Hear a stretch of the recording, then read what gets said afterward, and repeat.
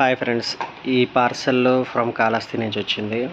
పాపం కస్టమర్కి ఎలా ప్యాక్ చేయాలో తెలియక థర్మోకాల్ సరిగా పెట్టకపోవడం వల్ల ఇలా జరిగింది. మీకు అందుకే చెప్తాను, థర్మోకాల్ ఖచ్చితంగా పెట్టాలని. దాని ప్యాకింగ్ కూడా బాగాలేదు అసలు. దాంతో నేను కూడా ఒక 4 days తర్వాత తీసుకోవాల్సి వచ్చింది పార్సెల్.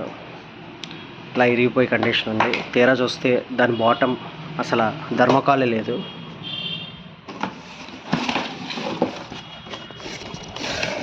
ఓన్లీ ఒక సైడ్కి ఉన్నదంతే. ఎటువైపు ఇవ్వాలో అక్కడ ఇవ్వలేదు.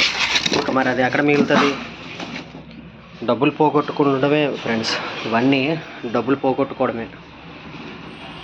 ఆల్రెడీ దీనికి 10,000 ఖర్చు పెట్టాడు, అవుట్పుట్ బాగాలేదు అనుకున్నారు. ఇప్పుడు మళ్ళీ దీని మీద ఒక 6,000 ప్లస్ ప్యానల్ ఇవన్నీ ఖర్చు అవుతాయి కదా.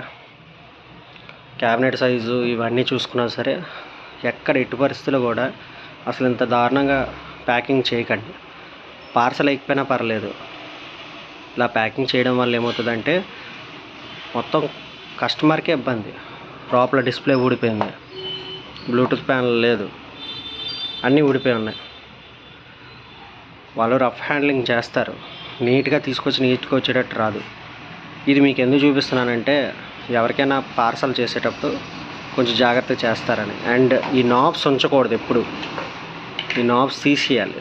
తీసేస్తేనే అప్పుడు మీకు దీనికి థర్మోకాల్ అంటుకొని చక్కగా ఉంటుంది. నా కస్టమర్ చాలామంది అడుగుతారు, మీరు ఎందుకు నాబ్స్ ఉంచరు అని. నాబ్స్ సపరేట్గా ఇవ్వడం వల్ల ఏమవుతుందంటే థర్మోకాల్ దీనికి ఫిక్స్ అయ్యి ఉండి ఇది లోపలికి ఇలా నొక్కేయకుండా ఆపుతుంది అన్నమాట. ఓకేనా? ఇలాంటి తప్పు చేయకండి ఫ్రెండ్స్. ఓకేనా? Thank you.